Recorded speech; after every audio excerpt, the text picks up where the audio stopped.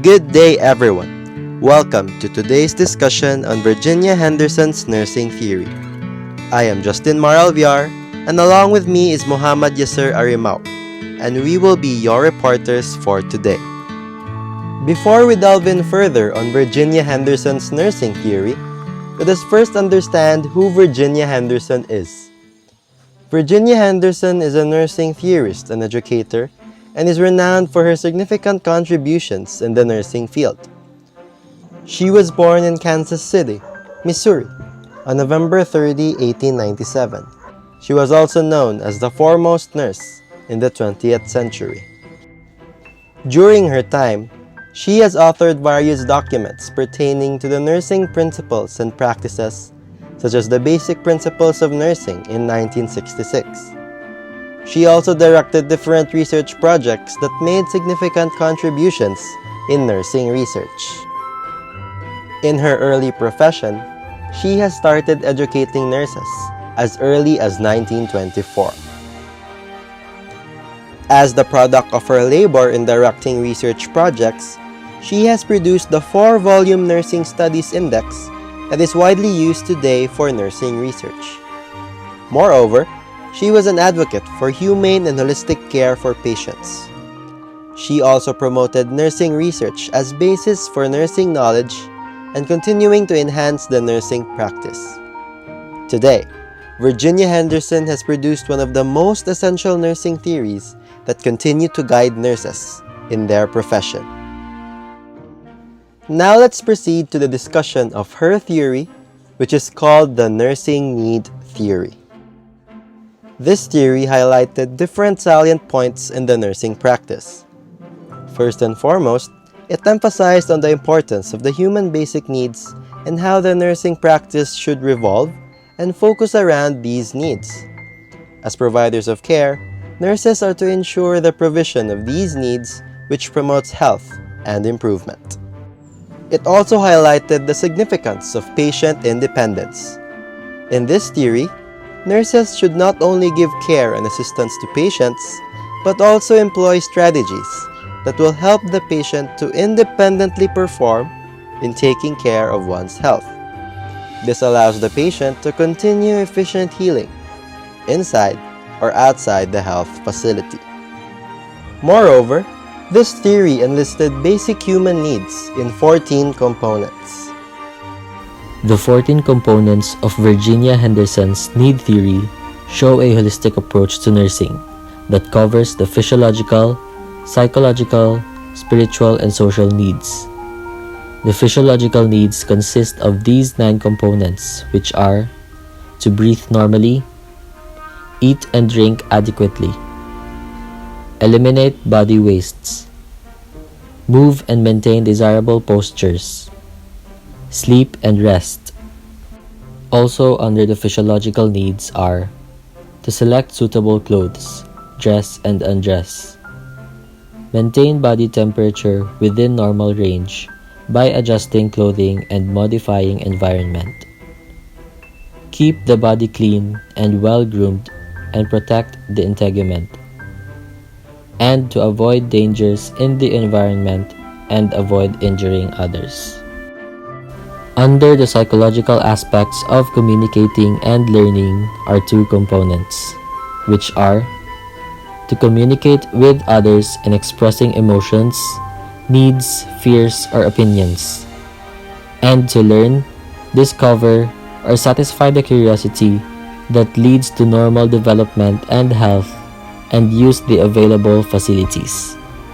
For the spiritual and moral needs, it only consists of one among all the 14 components, which is to worship according to one's faith. And under sociological needs, specifically oriented to occupation and recreation, are 2 components, which are to work in such a way that there is sense of accomplishment, and to play or participate in various forms of recreation. In this slide is a representation of the 14 components of the need theory when applied to Maslow's hierarchy of needs. It is said that humans aim to meet needs at the lowest levels before moving up to those at each higher level. In this figure, the lowest level contains the first 8 physiological needs from the 14 components.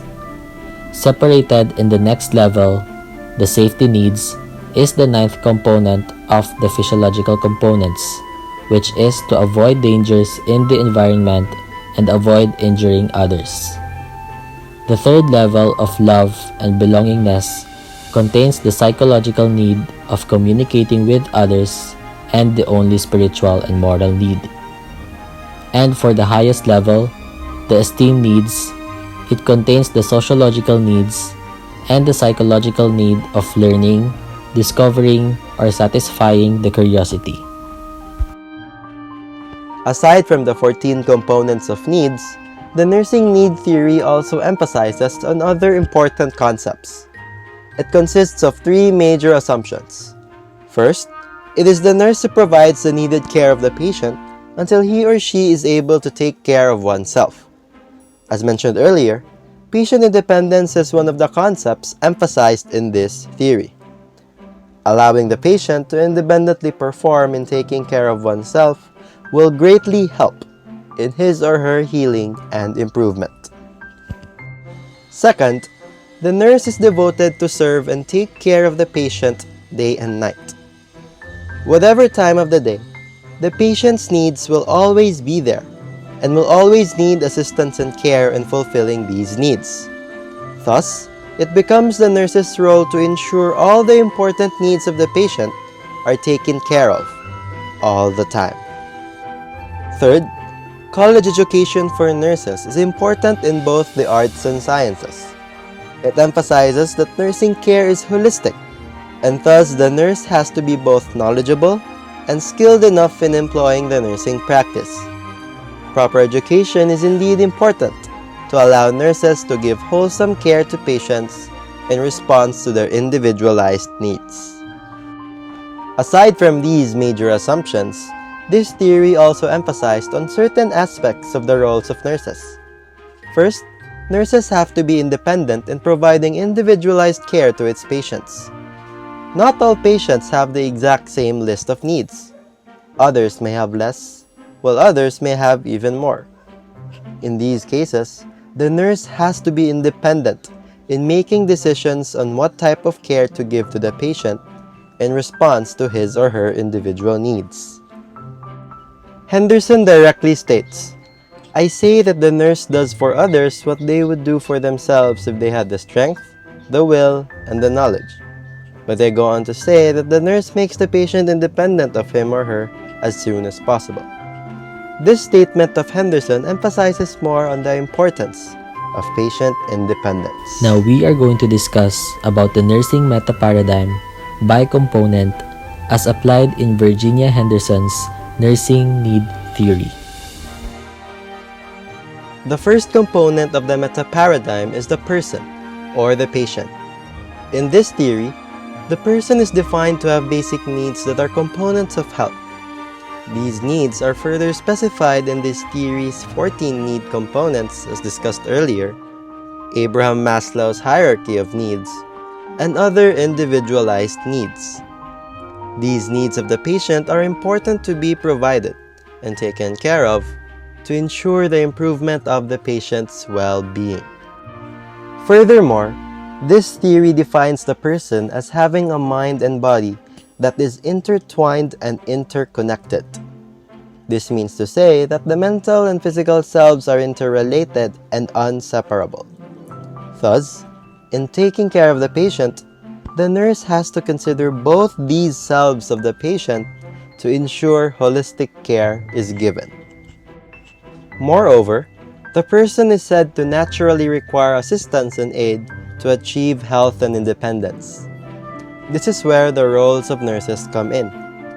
Since patients need support and care before they can independently perform, the nurse has to ensure all the needs of the patient are met and provide conducive conditions to ensure promotion of health. Additionally, wholeness of the patient is achieved through balancing physiological and emotional needs. As mentioned earlier, the person is defined to have an interconnected mind and body. Thus, both needs need to be met to ensure holistic care. Physiological needs such as fresh air and body liquid intake have to be met as substantially as how the mental and emotional needs are met, such as communication and expression of oneself. Overall, the person is said to possess all these components which need to be met and taken care of. First, biological needs such as nutritious food, clean water, and fresh air. Second, psychological needs such as providing support for a peaceful state of mind of the patient. Third, spiritual needs, which ensures the patient's connection to whom he or she gives reverence to. Lastly, sociological needs, such as love and support from family and friends. The health component. The theory's definition of health is based on an individual's ability to function independently as outlined in the 14 components, meaning health was taken to mean balance in all realms of human life, and it is equated with the independence or ability to perform activities without any aid in the 14 components or basic human needs. Nurses, on the other hand, are key persons that need to stress the promotion of health, prevention of illness, and being able to cure diseases. According to Virginia Henderson, good health is a challenge because it is affected by numerous factors such as age, cultural background, emotional balance, and others. With these many factors, this is why nurses should provide holistic care to the patients, meaning in all aspects of human. The third component of the metaparadigm is the environment. Although the environment is not specifically focused in this theory, it still plays a vital role in ensuring holistic care to the patient. In this theory, the environment is one of the elements of Henderson's 14 activities for client assistance. These activities are actually based on Henderson's 14 needs. And among these needs, the environment plays a crucial role. Ensuring the movement of fresh air and avoiding environmental dangers to the patient are some of the 14 needs which detail the need for a conducive, healthy environment. Furthermore, this theory still recognizes the importance of a conducive environment for promoting health. Just like Florence Nightingale, Virginia Henderson recognizes that a conducive environment is still needed to ensure the patient is able to acquire the 14 needs. Additionally, the environment in this theory does not only include the physical surroundings, but also the psychological and sociological. Thus, the environment also includes individual relations to family. The patient has to have a conducive sociological environment which gives presence to the support and love given by the family. This support helps the individual in fulfilling a peaceful state of mind, allowing better recovery. In response to the need of patient independence, the environment must also play a role in providing good and suitable conditions to help the patient attain independence. By providing healthy physical surroundings and supportive sociological environment, the patient becomes more capable in performing independently. Thus, it becomes the role of nurses to facilitate in this process and aid the patient to achieve independence with the help of providing suitable environmental conditions. In the component of nursing, the nurse's goal is to make the patient complete, whole, or independent.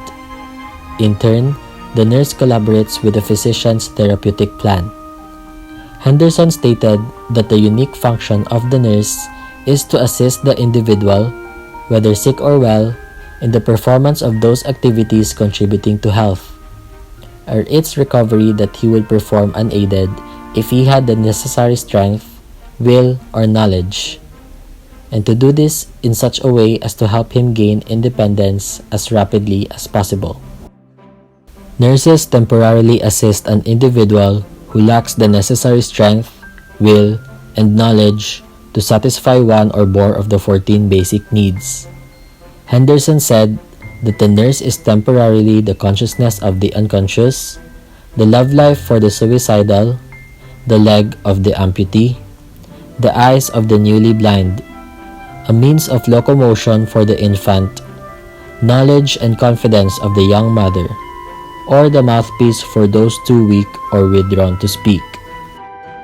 The nurse is also expected to carry out a physician's therapeutic plan, but individualized care is the result of the nurse's creativity in planning for care. Meaning, the nurse should be an independent practitioner able to make independent judgments as long as he or she is not diagnosing, prescribing treatment, or making a prognosis, since those activities are the function of the physician. In her work, Nature of Nursing, she states that the nurse's role is to get inside the patient's skin and supplement his strength, will, or knowledge according to his needs. The nurse has the responsibility to assess the needs of the patient, help him or her meet health needs, and provide an environment in which the patient can perform activity unaided. Overall, all 4 Metaparadigm components are needed to support the patient's basic needs. Each component is interconnected with one another and is vital to fulfill Henderson's 14 needs. They all provide support to the patient's independence. By attending to the patient's mental and physical needs, he or she is able to attain independence more effectively. By ensuring the 14 needs are provided to promote the goal of good health, along with suitable environmental conditions, attaining independence becomes even more effective and efficient for the patient. It is also important to note that not all patients have the same needs as listed in Henderson's 14 needs. Each patient is unique, special, and requires some needs differently from one another. Thus, it is the role of the nurse to provide individualized care. The nurse has to be adaptive and responsive to the needs of the patient and be willing to provide care day or night. Finally, the nurse's goal is to provide individualized care that will aid the patient's independence, improvement of health, or peaceful death. The nurse has to become independent in making decisions on how to fulfill the needs of the person, health, environment, and the proper nursing practices. If all 4 are met substantially, the patient will become independent in taking care of his or her health and may attain improvement or a peaceful death. And that concludes our report on Virginia Henderson's nursing need theory. Hope you've learned a lot from our discussion. Good day and thank you for listening.